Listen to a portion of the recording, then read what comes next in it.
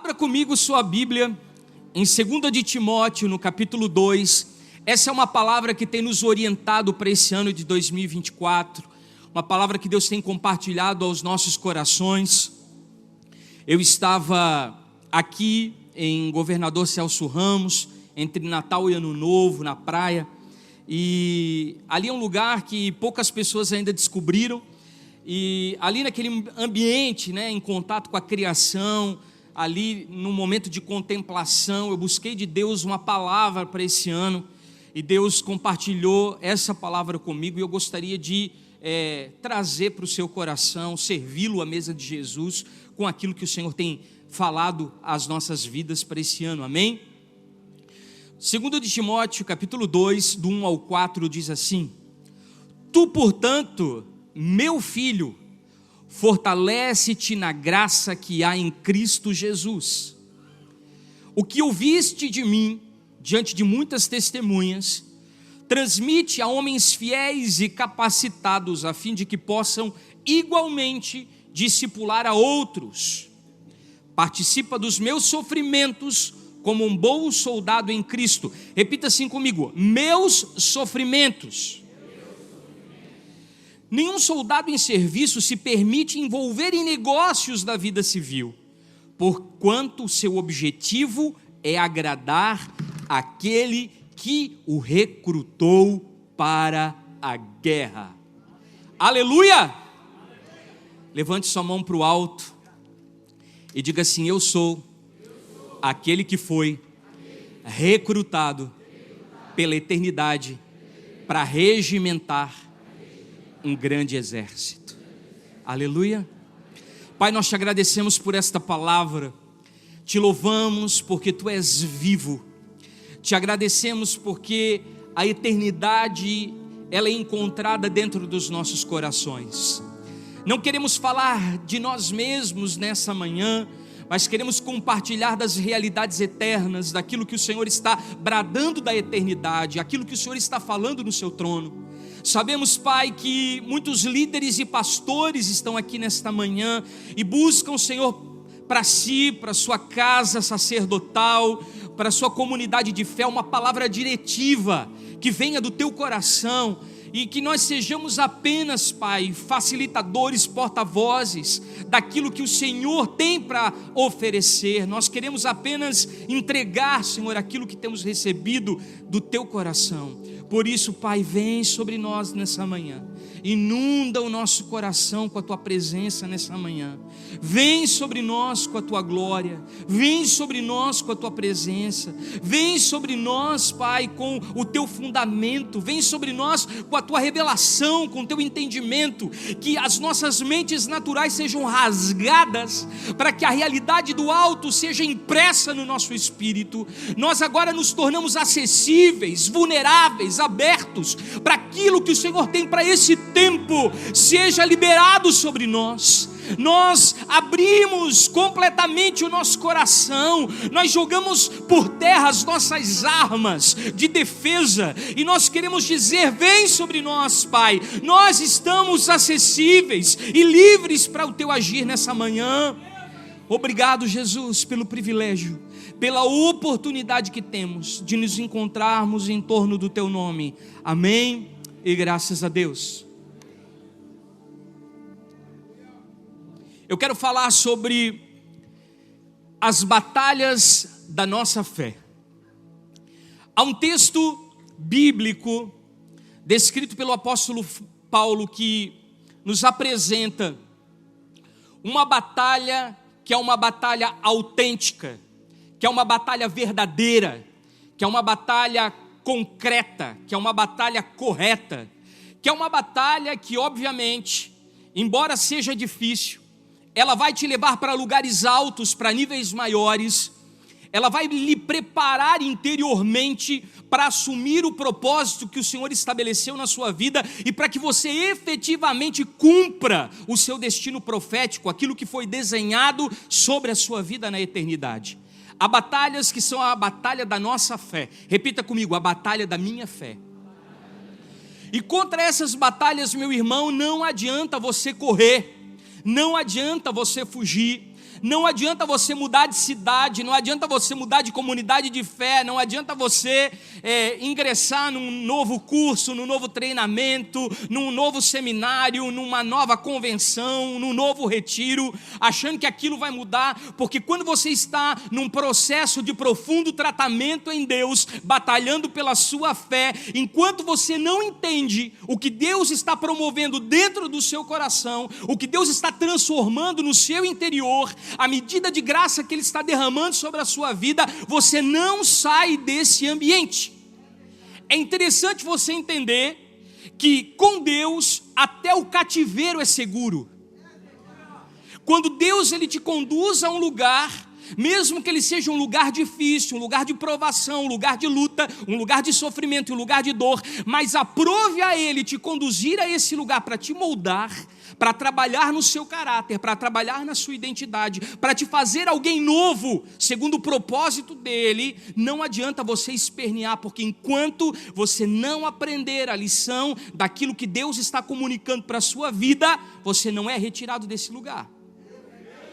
E como eu disse para vocês, eu iniciei esse ano com essa palavra, e eu gostaria de continuar esse ano com essa palavra, porque muitas vezes nós entramos em batalhas que não são nossas, nós guerreamos guerras que não nos pertencem, nós tomamos com a nossa mão, com a força do nosso braço, lutas que não fazem parte daquilo que Deus desenhou como projeto para as nossas vidas nesse tempo. É importante nós caminharmos debaixo da nuvem, é importante nós caminharmos debaixo de uma palavra, é importante nós caminharmos debaixo de uma instrução da eternidade, porque de outra forma nós vamos andar perdidos, dando murro em ponta de faca, batendo com a cara na parede, batendo de porta em porta, perdidos e confusos, sem saber para onde nós estamos indo, porque nós não temos uma direção clara da parte de Deus. Nós precisamos caminhar à sombra do Onipotente, no esconderijo do Altíssimo, no lugar de refúgio, de segurança, no lugar onde Ele nos conduziu. E por mais que nesses lugares nós não estejamos ilesos ou protegidos das adversidades, dos desafios, das lutas cotidianas, nós sabemos que Ele não nos abandona em momento algum, porque há uma promessa que foi estabelecida, que Ele estaria ao nosso lado até a consumação dos dias. Ele nunca nos deixa só. Mas existem as guerras que são suas, e elas são legítimas, porque são as batalhas da nossa fé. São as lutas que, na verdade, elas são necessárias. Elas não vão te atrapalhar, pelo contrário, elas vão priorizar o seu desenvolvimento em Cristo, e elas vão te colocar no foco, elas vão te dar uma meta, elas vão te dar uma visão clara sobre o dia de amanhã. Mas infelizmente, há guerras que nós não fomos chamados para lutar, há lutas que nós não fomos chamados para batalhar, há lutas que não precisam ser vencidas por nós, e às vezes nós nos incluímos em guerras alheias, em lutas alheias, que não são permissões de Deus, por livre e espontânea vontade, e depois nós entramos no lugar secreto, desesperados, com as mãos no cabelo, arrancando no desespero e dizendo: Deus, por que isso está acontecendo comigo? Por que isso está acontecendo no meu casamento? Por que isso está acontecendo na minha casa? Por que isso está acontecendo no meu ministério? Por que isso está acontecendo na minha empresa? Porque antes de tomar a decisão, você não perguntou para Deus se era da vontade dele ou não, você comprar aquela briga que não era sua, você entrar naquela guerra que não te pertencia. Há um livro muito especial que eu gostaria de recomendar para vocês, que é um livro do apóstolo Luiz Hermínio, se chama Riquezas Terrenas e Tesouros Eternos. Nós temos aqui na Vinde, e ele compartilha uma das histórias mais interessantes da sua jornada, do seu processo, da sua caminhada com Deus. Quando a pastora Eliana e o pastor Francisco da comunidade Nova Jerusalém, que eram seus pastores na época, andavam com uma cesta básica dentro do carro para entregar para eles, E cada vez que eles chegavam no culto e eles abriam o porta-mala do carro, eles iam pegar a cesta básica para entregar para o pastor Luiz e para a pastora Iraci, numa época em que as crianças choravam orando a Deus com um pacote de biscoito na mão, porque não tinham lanche para levar para o colégio e nem café da manhã para sair de casa. E aí quando eles pegavam aquela cesta básica para entregar, Deus dizia: não entreguem. Como que Deus pode fazer isso? Como que Deus pode impedir você de abençoar alguém que está passando pela prova? Como que Deus pode fechar o seu coração e impedir você de fazer o bem, de entregar amor, de estender a mão para alguém? Como? E depois de algumas semanas, ela foi até a entrada do templo e já tinha se esquecido da cesta básica. Quando de repente o Senhor disse: volta e pega a cesta básica, porque hoje é o dia que você vai entregar o mantimento, o celeiro para a casa dele. E aí ela foi até o carro, entregou o celeiro e o mantimento, e ela perguntou para o Senhor no meio do caminho: Senhor, por que o Senhor não deixou que eu entregasse antes esse celeiro, esse mantimento para essa família? Senhor, eu estou me sentindo uma cristã péssima, uma pastora muito cara de pau.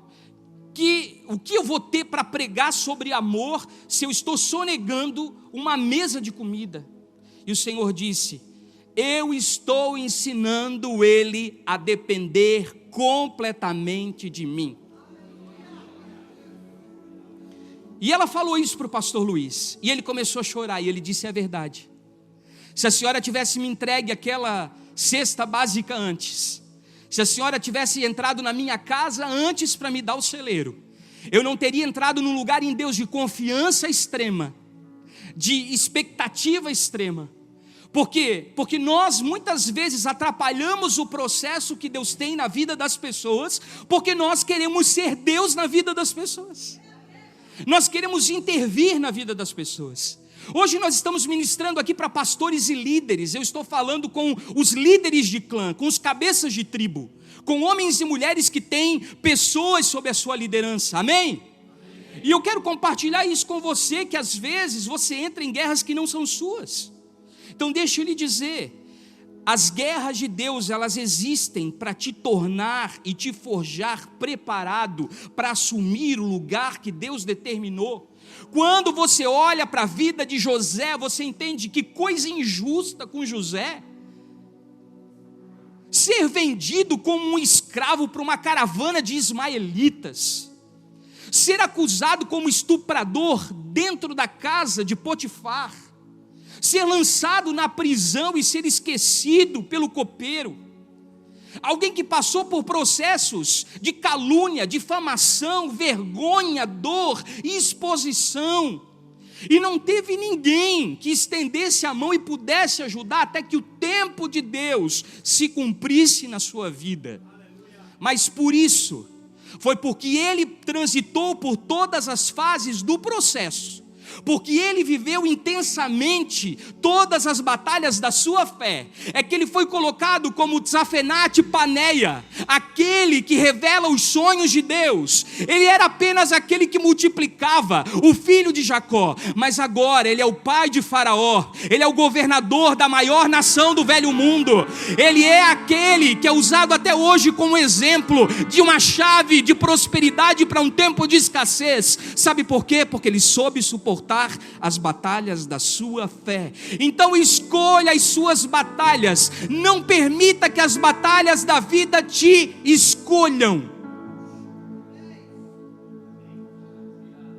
Repita assim comigo: eu preciso aprender a escolher as minhas batalhas e não deixar que elas me escolham. Meu irmão, deixa eu explicar algo para você. As guerras, elas são como uma nebulosa no universo. Aquilo que suga estrela, suga planeta, suga os astros, puxa tudo para dentro daquele buraco negro. E sabe o que acontece conosco quando nós nos envolvemos em guerras que não são nossas? Essas guerras nos sugam sentimentos, nos sugam emoções, nos sugam pensamentos, nos sugam energia, nos sugam força. E sabe qual é o grande problema disso? É que Deus precisa de você com os sentimentos saudáveis, com as emoções equilibradas, com os pensamentos no lugar e extremamente saudável para cumprir o propósito que Ele designou sobre a sua vida. Só que você não se dá conta disso. Você gasta a sua vida com coisas que não edificam. Você gasta a sua vida com coisas que não estão no plano de Deus. Você não via Jesus parado. A Bíblia diz que Ele fazia aquilo que via o Pai fazer, que o Pai trabalhava e por isso Ele trabalhava até aquela hora. Quem via Ele via o Pai. Então Jesus, Ele só fazia aquilo que a eternidade estava direcionando para que Ele fizesse.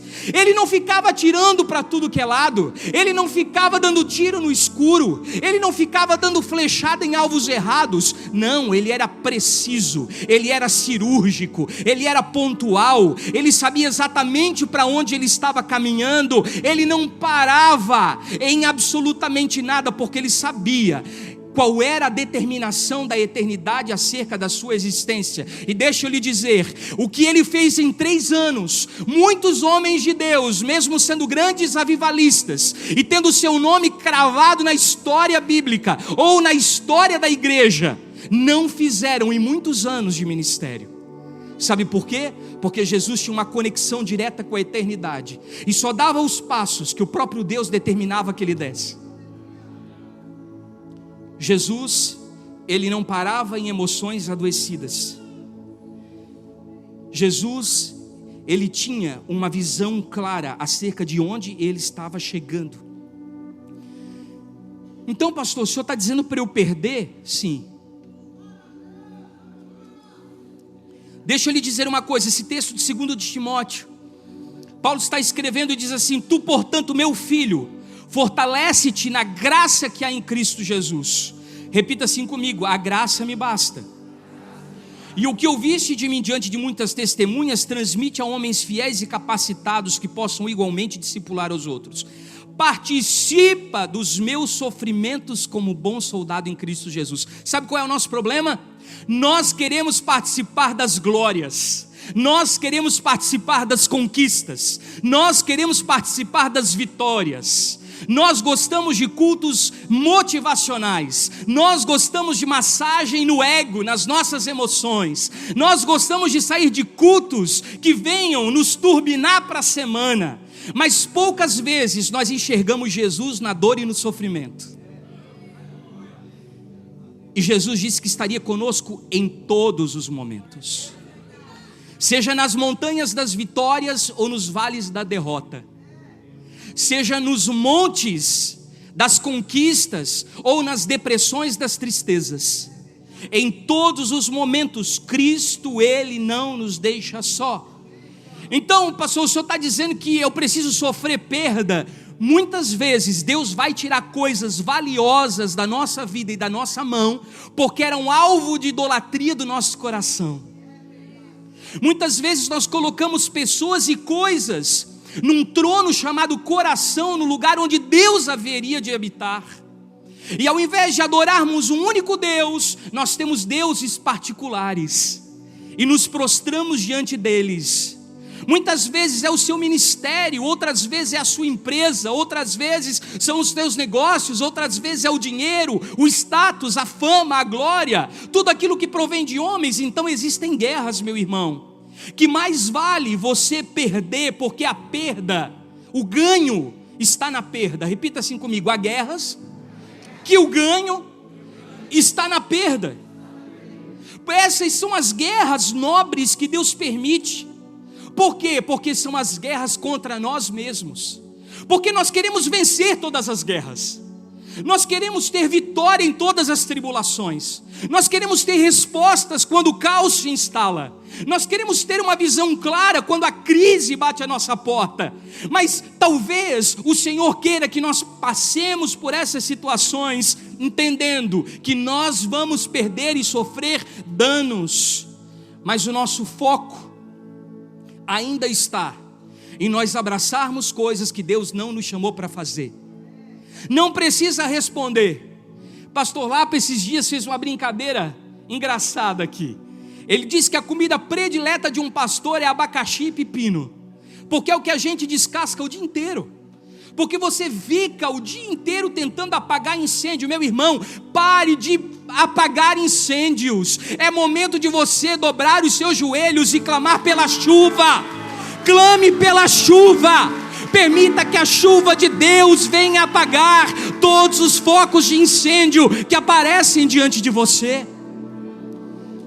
Quando a chuva de Deus vem, você não apaga mais um foco aqui, outro ali, outro acolá. Você não passa semana após semana, sabe, completamente desestruturado, sem uma visão clara, totalmente desfocado. Não, você ora para chover e a chuva de Deus vem. E com o tempo você vai descobrindo, com a maturidade, que você precisa se dedicar àquilo que realmente importa. Mas deixa eu lhe dizer uma coisa: muitas pessoas se dizem maduras, quando na verdade se tornaram duras. Existe uma grande diferença entre frustração e decepção. A frustração é uma emoção. Inevitavelmente você vai sentir quando você tiver um projeto de vida, uma expectativa para acontecer, quando você aposta todas as suas fichas, quando você tem o seu coração naquilo e aquilo não acontece. A frustração, ela vai acontecer naturalmente na sua vida. Porém, existe algo chamado desilusão, que é provocada por Deus para nos tirar as bases humanas e nos colocar os pés cravados em regiões celestiais com Cristo, pisando sobre as estrelas. É alguma coisa chamada decepção. E quando a frustração se torna decepção, ela desce para o coração, e você fecha o seu coração para pessoas, você fecha o seu coração para projetos, você fecha o seu coração para propostas, você fecha o seu coração para quem precisa. Aí não entra mais demônio, mas também não entra anjo. Não entra mais nada da parte do mal, mas também não entra mais nada da parte de Deus, porque você cobre os ouvidos espirituais e não consegue mais ouvir as instruções do Espírito, porque o seu coração está contaminado com a decepção, porque alguém passou pela sua vida e machucou o seu coração profundamente, e por conta disso você tomou a decisão de não mais investir em ninguém, apostar em ninguém e comprar a briga de mais ninguém. Isso é um erro. Porque ao invés de você estruturar as suas decisões na vontade de Deus, você está estruturando as suas decisões pautado no quê? Na sua dor. Então você está julgando as pessoas segundo a carne, não segundo o Espírito. Então a sua visão, ela é agora carnal, natural, humana, diabólica e terrena, e não mais celestial. Você precisa alcançar um plano em que a visão de Deus, ela possa ser acessível para o seu coração. Apóstolo Luiz Hermínio diz uma coisa muito interessante. Ele diz que nós crentes somos catalisadores de problema. E é verdade. Você pode estar numa fila de banco da casa lotérica, você pode contar que vai ter alguém na fila que vai virar para trás, vai começar a marejar os olhos de lágrima, vai começar a tremer e vai começar a te contar coisas da vida íntima dela que não contou para ninguém, porque você tem um imã para problema.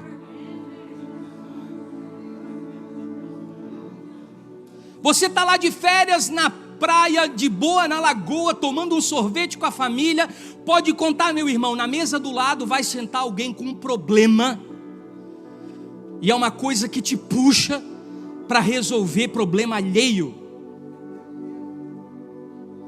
Por quê? Porque nós somos catalisadores, porque Deus nos chamou para solucionar os problemas da vida. Deus nos chamou para solucionar os problemas do mundo. Então eu não quero dizer aqui que você não pode ajudar as pessoas. Eu não quero dizer aqui que você tenha que fechar as suas mãos para investir na vida das pessoas. Eu não quero dizer aqui que você precisa fechar o seu coração para investir naquilo que Deus está te chamando para investir. Pelo contrário, Nós precisamos cada vez mais, num tempo em que as pessoas hoje só se comunicam através da internet, onde elas não têm mais comunhão, vida simples, relacionamento, onde elas estão distantes umas das outras, onde elas estão indiferentes ao que as pessoas estão vivenciando. Nós precisamos de uma igreja mais compassiva, mais misericordiosa, mais benigna, que estenda mais a sua mão, que seja reflexo de Jesus na prática da justiça, na prática do amor. Afinal de contas,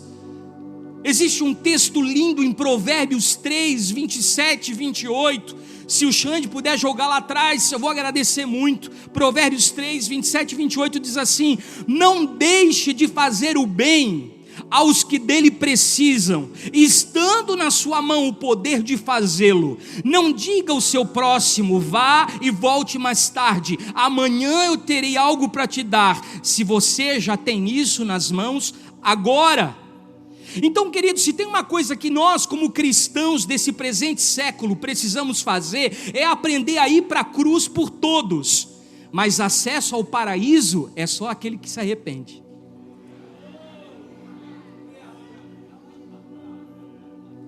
Eu não estou dizendo para você ser seletivo. Deixa eu contar uma pequena história muito pessoal para vocês. Na minha família, até os dias de hoje, a minha mãe é conhecida como uma Dorcas, uma mulher piedosa. A minha casa se chamava o Hotel da Dona Cléry. Tinha lugar para todo mundo, a mesa farta, quartos para quem quisesse, amigos e parentes que vinham de longe para poder se hospedar lá em casa, enquanto faziam a sua vida aqui em Itajaí. Minha mãe sempre dava abertura para todas essas pessoas, ela sempre ajudou muita gente. E isso ficou registrado no nosso coração. Até hoje, ela é lembrada com carinho por toda a família, por ser uma mulher que realmente ela estendia a mão a todo aquele que precisava. Eu nunca vi ninguém pedir algo para minha mãe e sair com as mãos abanando. Ela sempre foi uma mulher que se entregou completamente. E eu sempre tive como modelo, como inspiração, essa conduta de entrega total. Mas com o passar do tempo, eu comecei a relembrar de algumas situações, algumas circunstâncias que aconteceram no decorrer da nossa vida, e que na verdade, querido, fizeram a minha mãe sofrer desnecessariamente, porque ela abraçou causas que Deus não havia mandado ela abraçar. Muitas vezes eu vi a minha mãe doente, reclamando, apática, deprimida, com o coração apertado, porque ela tinha abraçado situações sem consultar a Deus. E aí eu comecei a perceber na minha família esse padrão muito sutil de alimentar a malandragem. Porque você ajuda a pessoa um dia, você ajuda outro, e você ajuda outro, e você vai continuar ajudando, porque esse é o nosso papel como igreja. Mas nós fomos chamados, lá como disse 2 Timóteo Paulo, a transmitir através de um discipulado, ou seja, existe um ensino aqui acontecendo. Nós precisamos ensinar limites para as pessoas. Porque daqui a pouco, você como pastor, você vai estar entupindo os gabinetes dos psicólogos com síndrome de burnout, querendo voltar para o mercado de trabalho porque não suporta mais o púlpito da igreja. Sabe por quê? Porque você deixou as pessoas te aprisionarem nas suas emoções. Você deixou as pessoas folgarem, tomando espaço da sua vida que não pertenciam a elas. Você deixou essas pessoas montarem em você e fazer de você gato e sapato. Aí depois você reclama com Deus, aí depois você fala mal do povo, aí depois você reclama das coisas que estão acontecendo, mas você mesmo não deu limite nem espaço para as pessoas. E aí eu comecei a ver em mim essa necessidade de tentar agradar todo mundo, que vinha de um processo de rejeição do meu coração, de ser aprovado por todo mundo. E o que isso faz acontecer na sua vida, meu irmão? Você acaba comprando problemas que não são seus. Eu me vi comprando problemas que não eram meus. E quando eu resolvi me posicionar e sair desse estilo de vida, dando uma facada radical nesses relacionamentos que me aprisionavam, que me sugavam, o que aconteceu? Eu tive vários atritos, mas isso é necessário se você quiser ser livre, porque foi para a liberdade que Cristo vos libertou. Deus não te tirou do lamaçal do pecado, Deus não fez uma obra redentora na sua vida, Deus não te deu um novo nome escrito no livro da vida, Deus não te deu a possibilidade de representá-lo na terra para você agora virar vítima e dependente emocional das pessoas que você lidera, meu irmão.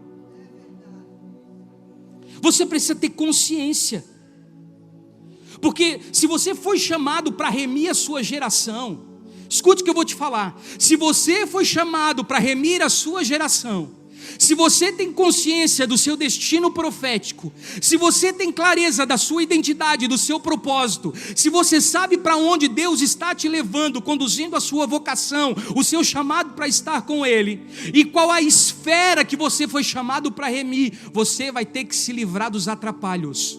Você vai ter que se livrar dos embaraços. A Bíblia fala sobre pecado e fala sobre embaraço. Nós nos livramos facilmente da prática do pecado, mas dificilmente conseguimos nos livrar das coisas que nos enleiam e nos impedem de avançar, e nos impedem de dar um passo adiante.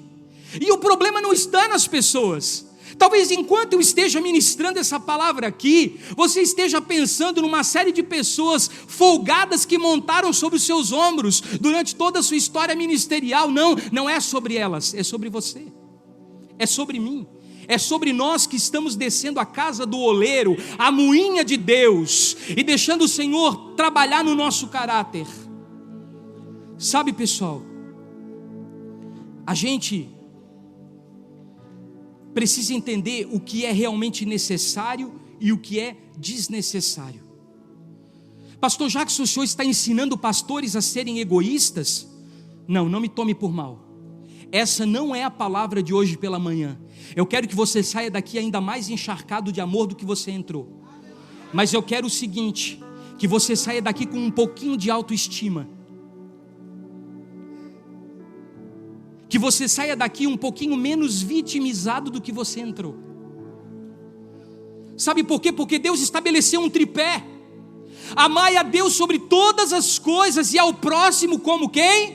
Como a mim. Então, se eu não me amo, se eu não tenho amor por mim mesmo, como eu espero ajudar a outra pessoa? Como eu espero servir o próximo? Quando eu tenho problemas no meu caráter para resolver, eu vou transferir isso para as outras pessoas. E deixa eu lhe dizer uma coisa: o lugar mais adequado para você se esconder de você mesmo, esconder os seus próprios problemas de caráter, é no problema dos outros. Enquanto você está ajudando os outros, você está passando panos quentes em cima das áreas que Deus quer tocar na sua vida. Deus quer trabalhar em nós. Porque se doar não significa se abandonar. Jesus se entregou na cruz, mas Ele não abandonou o propósito. Então nós precisamos ter clareza disso. Às vezes nós abandonamos as outras pessoas porque nós nos preocupamos conosco. Então isso é egoísmo. Quando eu penso só no meu umbigo, quando eu penso só no meu prazer, quando eu penso só na minha estabilidade, quando eu quero só para mim, isso é avareza, é cobiça, isso é querer só para si. Não, eu não estou chamando você para esse lugar. Eu estou chamando você para se doar, mas não se esquecer de que Deus estabeleceu algo concreto sobre a sua existência na terra. E não vai ter sentido no seu ministério se aquilo que Deus colocou dentro do seu coração, aquilo que Deus impartiu com o seu espírito, os dons, talentos, habilidades, não tiverem outra finalidade que seja servir o próximo.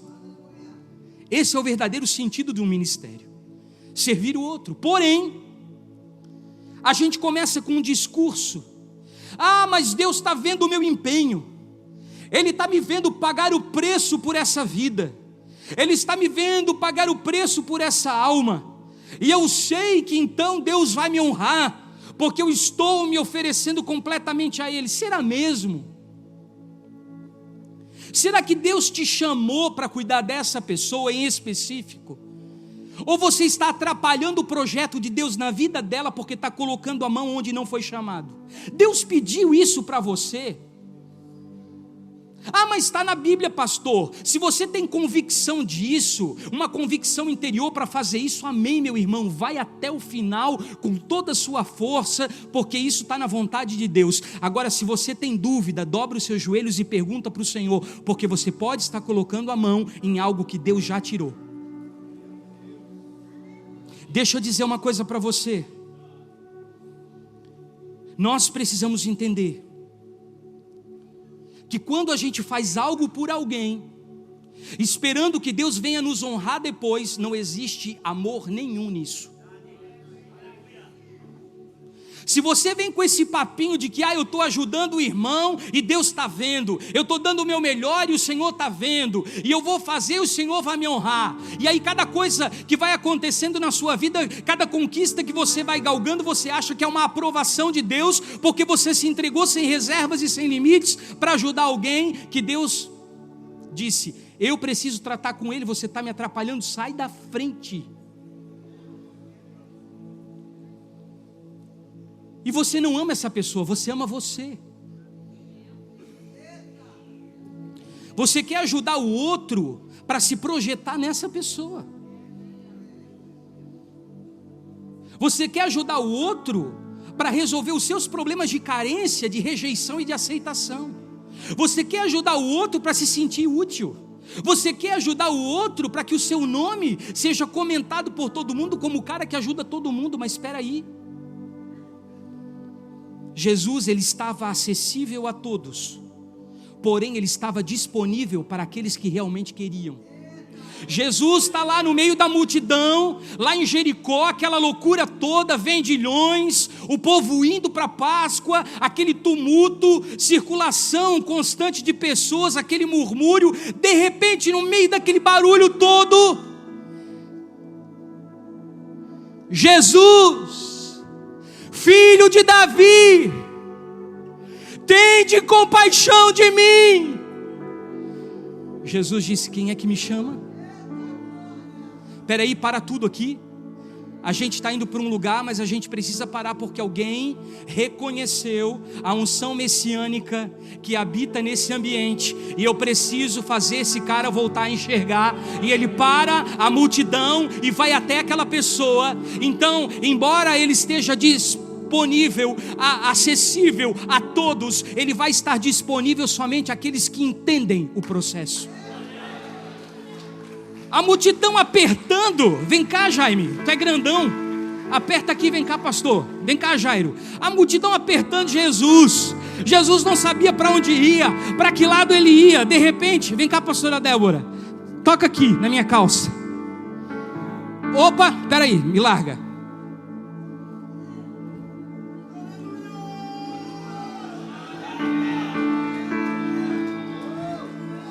Pedro chega a tirar uma onda, Jesus, a multidão te aperta, e o Senhor pergunta, quem te tocou? Espera aí, alguém me tocou de maneira diferente, porque de mim saiu virtude.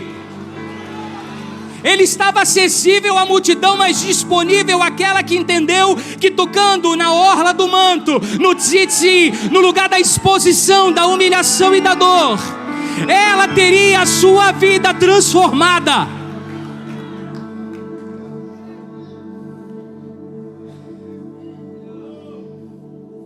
Jesus tinha esses momentos. Ele sabia quando parar para resolver situações. Ele disse para os discípulos, nunca entrem na terra de samaritanos, fiquem longe do território de Samaria, em hipótese alguma passem por lá para pregar. Lá não é território para nós pisarmos, não andem nesse lugar. Mas um dia ele disse, importa passar por Samaria, porque haveria uma mulher esperando num poço. Essa é uma outra pregação. Jesus muda a rota quando necessário, para salvar alguém. Mas sabe o que acontece com a gente? A gente faz isso na alma, a gente não faz isso no espírito. Porque hoje, ao invés de assistir pregações, nós estamos assistindo os influenciadores motivacionais da internet, que inspiram você a sair lutando desesperadamente para alcançar o auge, o sucesso, o status e a riqueza, dizendo: olha, seja solucionador de problema, saia resolvendo pepino, descascando abacaxi e apagando incêndio, porque o seu nome vai se tornar célebre, e as pessoas vão te reconhecer. E aí, vale a pena você pensar se essa é a sua história de vida, se é isso que Deus desenhou para você como projeto eterno. Porque há uma guerra constante na nossa mente para a gente entrar em batalhas vazias, em lutas vazias. Querido, você não foi chamado para escrever a sua própria biografia. Se Jesus escreveu o seu nome no livro da vida, quem tem que escrever a sua história é Ele. Você viu em algum momento Jesus escrever alguma coisa sobre Ele mesmo? Evangelho segundo Jesus? Não, foram seus discípulos e os seus seguidores, aqueles que beberam da fonte viva, da água pura, que escreveram algo acerca da vida dele. Agora tem gente querendo construir o seu próprio império, a sua própria biografia, a sua própria história. O que é isso, meu irmão? Pare de competir com Deus pela vida das pessoas, pare de competir com Deus pela glória das pessoas, pare de competir com Deus pela atenção das pessoas. Você é um cooperador, você é um dispenseiro, você não é um competidor com Deus. Não seja Deus da vida das pessoas. Nós deveríamos nos focar em questões que são relevantes para o reino. Às vezes você está deixando de se movimentar no empreendedorismo, na saúde, na educação, na política, em todas as áreas de influência e esferas sociais que são relevantes. Você está deixando de discipular os líderes que Deus levantou para colocar ao seu lado, tendo tempo de qualidade com eles, impartindo o coração, para se dedicar para uma grande multidão que na verdade só lhe dá um retorno natural. Porque você ganha visibilidade, porque quando as pessoas contarem o seu testemunho, no meio do testemunho seu nome vai estar lá. Para quê? Se foi Deus que fez. Não foi você, não fui eu. Não somos nós quem fazemos, não somos nós quem fizemos. É Deus quem promove, é Deus quem faz. E vou dizer uma coisa, Davi passou por isso. O propósito de Davi era ser a luz de Israel para as nações, a lâmpada da nação, a lâmpada de Israel, e quase se apagou porque ele não discerniu as guerras. Deixa eu lhe explicar uma coisa, o coração de Davi estava ainda lá em 1 de Samuel 18:7, lá em 1 de Samuel 18:7, esse texto ele diz o seguinte, que Davi era um guerreiro jovem, era um guerreiro que ele tinha o seu nome, ali pulverizado. As pessoas celebravam Davi e elas cantavam, as mulheres cantavam aquela canção e saíam dançando e cantando umas para as outras, dizendo: Saul, ele feriu seus milhares, porém Davi 10 milhares.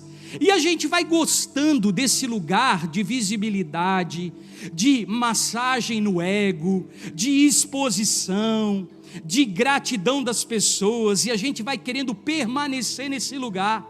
Deixa eu lhe dizer uma coisa, não faça como Moisés, a glória já se foi há muito tempo, e o véu ainda continua na cabeça, para mostrar para as pessoas que a glória ainda está ali, quando a glória já se foi. Vão ter tempos que você vai participar ativamente da vida de muitas pessoas, e aprove a Deus colocar a capacitação nas suas mãos. Vai ter dias que você vai dizer assim: eu não sei como eu dei conta.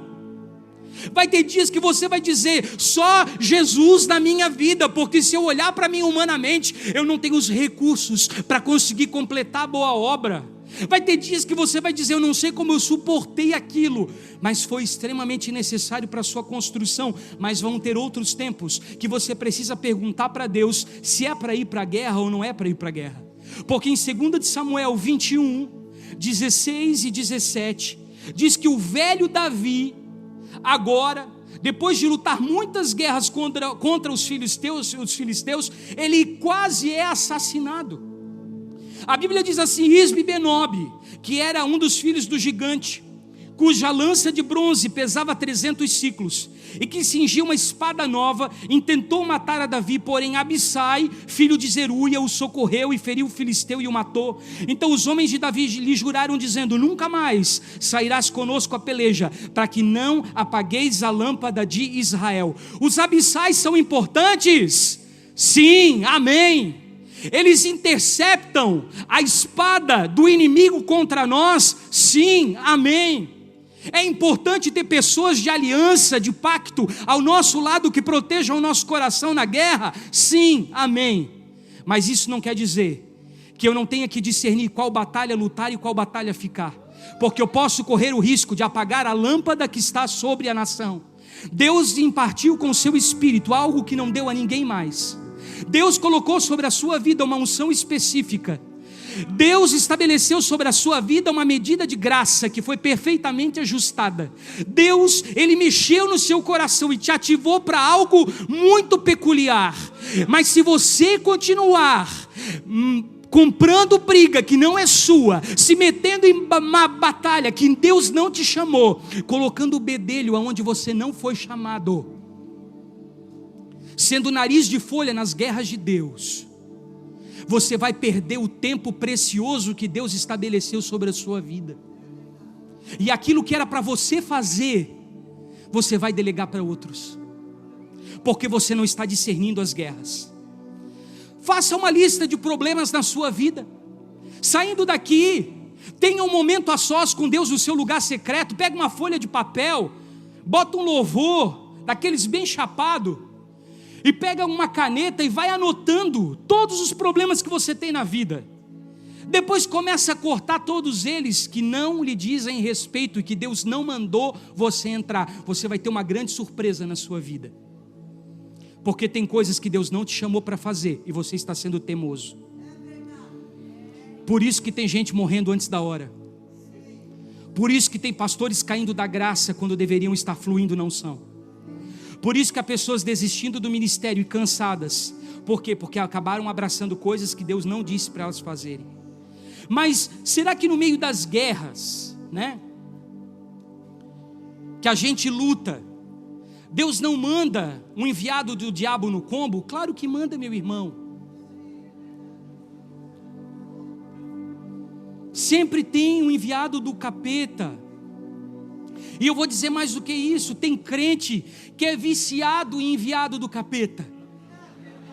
Tem crente que acorda pela manhã e ao invés de dizer bom dia Espírito Santo, como ensinou o titio Benihim, ele pega o telefone e liga para o diabo e pergunta: chifrudo, tem mais alguém na sua lista, na fila, que o Senhor pode mandar, bem problemático, para eu me envolver e resolver? Porque tem crente que é assim, irmão, ele já acorda de manhã procurando problema, porque só assim ele se sente útil, só assim ele se sente capaz, só assim ele se sente valorizado. Por quê? Porque o mundo está competitivo, e aí eu preciso ganhar o número maior de guerras para colecionar no meu hall de vitórias. E aí eu vou me envolvendo em brigas alheias. Por quê? Porque eu quero me sentir vivo e me sentir útil. Repita assim comigo: eu preciso escolher lutas cujos frutos sejam eternos.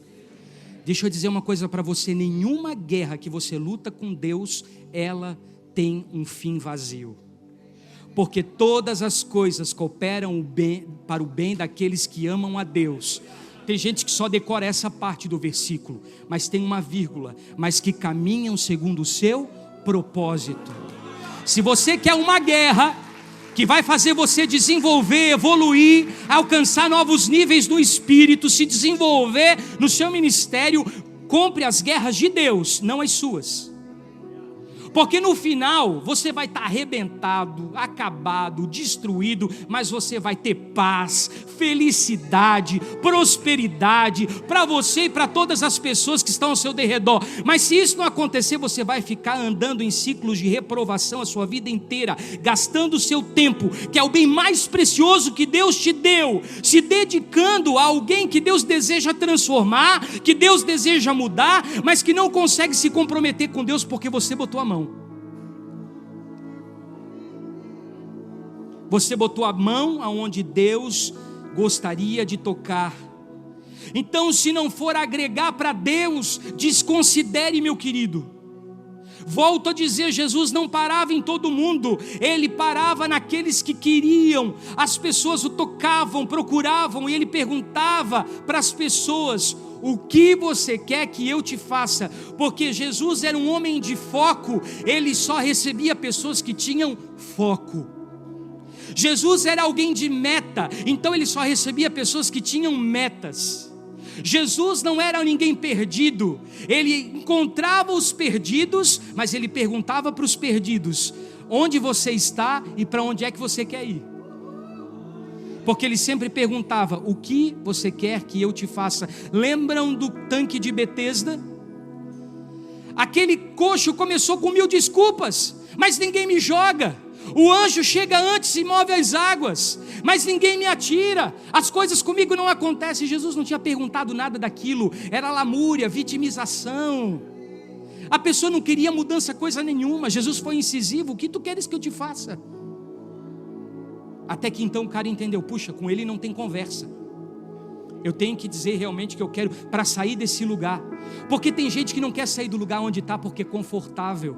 Porque enquanto você alimentar a malandragem, enquanto você alimentar a mentira, enquanto você alimentar a cobiça, enquanto você alimentar o pecado, as pessoas elas não vão tomar uma decisão de transformação. Porque tem momentos que Deus precisa tratar com essas pessoas, e Deus precisa tocar em lugares que você não vai atingir. Não adianta as suas mãos humanas, elas são limitadas, elas são falhas. Somente a mão de Deus, por meio da palavra, pode atingir a divisão da alma e do espírito, juntas e medulas, e provocar uma transformação de dentro para fora. Mas para isso Deus vai precisar tocar na vida de algumas pessoas, e você vai ter que ficar quietinho, esperando Jesus operar o milagre. Jesus não parava em quem só queria inquirir Ele. Lembra de Nicodemos de noite, meu irmão? Para ninguém ver, príncipe dos fariseus.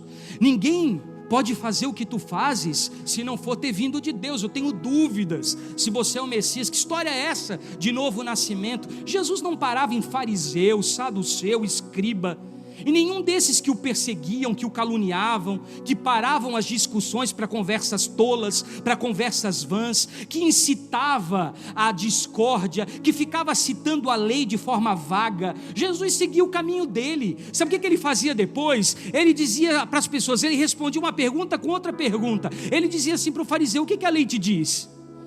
Ah, a lei me diz isso, eu porém vos digo tal coisa. Depois ele chegava para os discípulos e dizia: deixa eu ter uma conversa com vocês aqui. Sabe aquilo que vocês acabaram de ver? Não é assim. Só que se eu falar para eles, eles vão inventar coisas que nem existem. Vocês que caminham comigo, eu tenho uma direção diferente para dar para vocês. A forma correta do reino, do evangelho completo dessa nova vida é essa aqui. Por quê? Porque ele investia naqueles que queriam, não que os distraíam. Repita assim comigo: eu tenho que parar de me distrair. Sabe qual é o nosso problema? Nós temos necessidade de controle e de manipulação. Nós queremos ter a vida das pessoas nas nossas mãos, e nós chamamos isso de amor. Na verdade, nós estamos em conflito dentro de nós, porque nós queremos manter o controle e a manipulação na vida das pessoas. E aí essas pessoas que também têm o espírito de controle e de manipulação, elas acabam vindo congregar com você. Aí depois você vai para a intercessão e dá-lhe chapar no jejum e na intercessão, dizendo: espírito de Jezabel, sai daqui. Não, sai de você primeiro.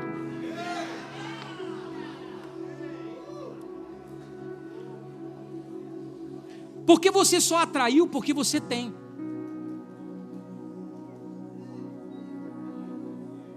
É uma relação parasitária. Você é viciado em resolver problema para manter o controle na vida das pessoas, e você não consegue encolher a mão, porque a sua mão está estendida o tempo inteiro. Deixa eu lhe dizer, quem tem a mão estendida o tempo inteiro é quem tem a mão mirrada, e esse homem foi curado por Jesus. Você tem que saber o momento de encolher e de estender, porque se o próprio Deus nos diz não, quem somos nós para não saber dizer não para as pessoas? Talvez você tenha sido criado num ambiente de abuso, onde as pessoas se relacionavam com você na manipulação, no engano, no engodo. Talvez você tenha sido gerado num ambiente onde existia troca de favores. Aí sabe o que acontece? Esse ciclo nunca acaba. Você vai passar o resto da vida se vitimizando, mas no fundo, você gosta dessa posição, de ser o coitado da história, de achar que o povo te extorque, mas você tem um ganho emocional nisso, porque parece que você se sente o vitorioso. Na verdade você acha que as pessoas estão te usando, mas você está usando a dor das pessoas para se sentir alguém na vida. O seu papel é conduzir o coração das pessoas ao coração de Deus. Você é só um facilitador, uma placa para encontrarem o caminho, a verdade e a vida. Você não é o caminho, você não é a verdade e você não é a vida.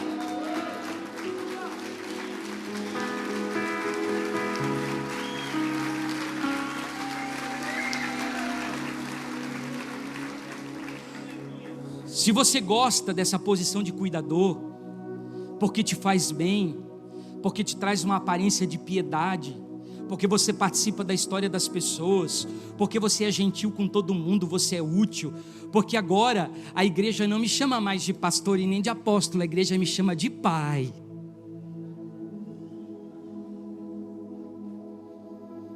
Talvez você tenha problema com o pai, nunca tratou e está tentando resolver com a igreja a sua falta de paternidade.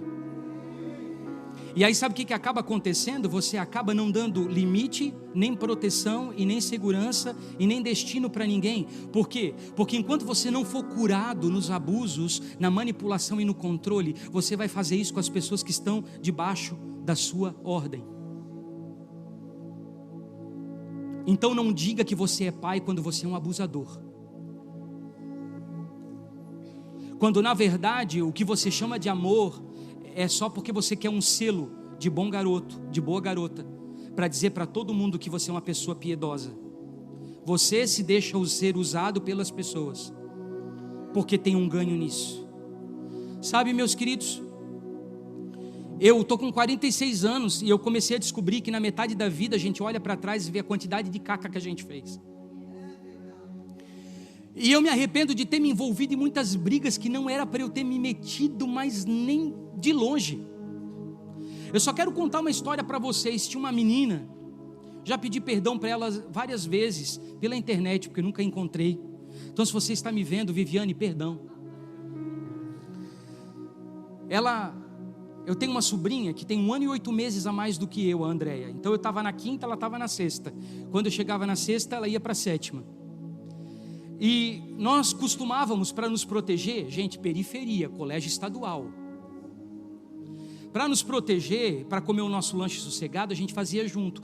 Mas a bendita da moça chegava todo dia no horário do lanche e roubava a nossa coxinha e a nossa laranjinha. Já era difícil juntar grana para tomar a laranjinha com a coxinha. Vocês estão vendo que eu não desisti disso até hoje. E isso não é motivo de orgulho. Mas deixa eu dizer uma coisa para vocês. Essa semana eu ouvi uma que foi ótima. Alguém disse assim: o Arthur está alto, né? Eu disse: o médico pediu para ele ir para a natação. Aí a pessoa olhou para mim e disse: por que você não vai também? Estás todo mole. É Deus tratando você. Ou é o enviado do diabo para te dar o recado? Discirna. Eu não parei nisso. Mas deixa eu pensar uma coisa com você. Chegava na escola, a gente dividia uma laranjinha e uma coxinha para cada um. Aí chegava a Viviane: me dá a coxinha, me dá a laranjinha. E aí a gente cedia a coxinha e a laranjinha. Um dia minha sobrinha falou assim: nós não podemos deixar isso barato. A gente precisa criar um plano. E aí, igual o Cebolinha e o Cascão, para roubar o coelho da Mônica, a gente fez aquele plano miraculoso. Eu ia pular, e eu não vou fazer isso, fiquem tranquilos, em cima do banco da escola, aqueles bancos de concreto. Enquanto eu pulo no banco, você dá soco na barriga dela, e a gente consegue sair correndo com a coxinha. Só que eu não imaginava que naquele dia ela ia sair tão rápido da sala dela. Tocou o sino do colégio. Quando nós pensamos em bolar o plano, diante de nós quem estava? Viviane. A minha sobrinha Andréia disse: pega a minha coxinha e a laranjinha. O que eu fiz? Enfiei as duas coxinhas na boca. Eu fiquei igual o Kiko do Chaves. E eu não sei como eu consegui tomar aquela laranjinha inteira. Ali começou o meu problema com a obesidade. Viviane, eu te perdoo e eu te libero. Mas deu tempo, irmão, com duas coxinhas na boca, de pular no pescoço. E a minha sobrinha, que era para dar o soco na barriga, não deu. Resumo, apanhamos uma surra. Na outra semana, quem é que estava tomando laranjinha e comendo coxinha com a minha sobrinha? Viviane. Ficaram amigas. Quem é que sobrou? Jackson, para comer biluzitos. Por que isso acontece? Porque a gente não discerne as nossas guerras. A gente não sabe quando entrar e quando sair de uma guerra, de um combate que não é nosso. Por quê? Porque a gente não sabe dizer não. A gente precisa aprender 3 coisas. Primeiro, gravidade. Repita comigo, gravidade. Meu irmão, o caso é sério. Envolve vida ou morte. O sangue dessa pessoa está nas suas mãos. Não hesite. Não hesite. É nossa responsabilidade, nosso dever cristão. Faz parte das nossas virtudes cristãs. Mas se não for grave, meça a urgência. É uma situação isolada, mas é emergente. Se você tem possibilidade de ajudar, sirva, faça. Agora tem um outro ponto. Não deixe isso virar tendência. Tem que discernir se é gravidade, urgência ou tendência, porque se for tendência, aquela pessoa, ela já virou um carrapato sugando o seu sangue, e ela já se acostumou a viver naquele ciclo vicioso de depender dos outros para tudo, porque ela não sabe tomar providência sozinha e fazer a vida acontecer, e você está achando que está sendo o máximo de ajudar ela. Só que na verdade você só está acostumando ela a depender de você e não depender de Deus. Deixa eu dizer uma coisa para você. Provérbios diz que aquele que toma uma causa alheia segura o cão pela orelha. Muitas das batalhas espirituais que você compra e que você não sabe por quê, é porque você meteu a mão onde Deus disse para não colocar. Porque Davi, quando foi explicar para Saul como eram as suas guerras, o apóstolo Luiz Hermínio explica isso com uma habilidade incrível. Ele diz que, na verdade, Davi dizia que ele arrancava a ovelha, a presa, da boca do predador, da boca do leão ou do urso. E o urso, vendo que ele havia retirado a presa da sua boca, não ia mais contra a presa, ia contra ele. Então talvez algumas das guerras que você esteja vivendo é porque você está metendo a mão onde Deus quer trabalhar e você não deixa. Deus quer trabalhar e você não deixa. E nós precisamos aprender a dizer não. Uma das coisas mais difíceis da nossa vida é dizer não. Eu tenho ensinado para o meu filho, não é a frase mais completa que existe, porque se até Deus nos diz não, nós precisamos entender que podemos ficar bicudos, podemos ficar chateados, mas o não de Deus, ele é cheio de amor. O não de Deus nos guarda, o não de Deus nos protege. Então, se eu recebo um não, eu não posso ficar chateado. Por quê? Porque se Deus fechou aquela porta, obviamente Ele tem uma bem melhor. Se Deus Ele não está deixando eu ir por aqui, é porque Ele sabe que lá na frente vai dar ruim. Então Ele quer que a gente vá para o outro lado. Mas por que a gente não consegue se livrar disso? Porque nós somos viciados em distração. Por que nós não somos viciados em contemplação? Por que nós não gastamos tempo com adoração, intercessão, meditação das Escrituras? Porque nós estamos gastando tempo com gente que não quer mudança. Deixa eu dizer, você está se distraindo com o principal objetivo de Deus, que é transformar aquela vida, e você está no meio, impedindo que ela descubra qual é o destino profético dela em Deus, porque você está se envolvendo em questões que não edificam. Então, se você não tomar cuidado, a vida vai impor sobre você problemas que não são seus, e isso vai te dominar e vai consumir a sua vida. Mas e se eu ferir o sentimento dos outros? Se elas ficarem chateadas e tristes comigo? Mas se as pessoas se desinteressarem por mim, porque eu disse não para elas, então daqui para frente elas jamais vão me chamar de novo para participar de alguma coisa com elas. Mas será que ela não vai me deixar fora dos planos e dos projetos dela se por acaso eu disser não? Está vendo como o problema nunca é o outro, o problema é você. O problema sou eu. O problema nunca está nas outras pessoas, o problema está em como nós enxergamos os nossos relacionamentos.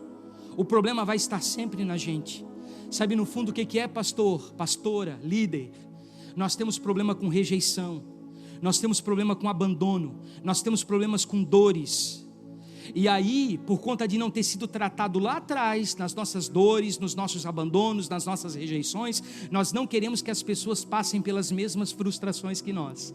E aí nós entramos na vida dessas pessoas tentando protegê-las do agir de Deus e poupá-las do sofrimento que é necessário para o aprendizado e para o crescimento delas.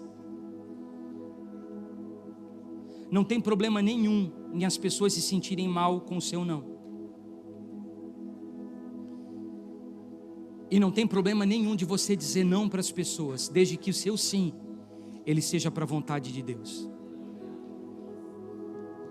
Talvez você tenha que ser curado, porque você vê na sua comunidade de fé uma maneira de adular os seus sentimentos. Você vê no ministério uma forma de você ser reconhecido. Você vê no seu chamado uma forma de receber o aplauso. Você vê na tarefa que Deus te confiou uma maneira de aprovar-se pela grande maioria. E essa visibilidade faz bem para o seu ego, que não foi tratado e que não foi morto por conta da sua carne. Você gosta desse lugar. E você briga com Deus quando o seu plano não acontece do seu jeito. Você discute com Deus quando você queria que as coisas acontecessem de uma forma e elas estão acontecendo de outra. Mas deixa eu dizer, você não é Deus. Se ninguém te disse isso, eu quero lhe dizer algo óbvio: você não é Deus. Nós somos chamados para representá-lo e não para substituí-lo.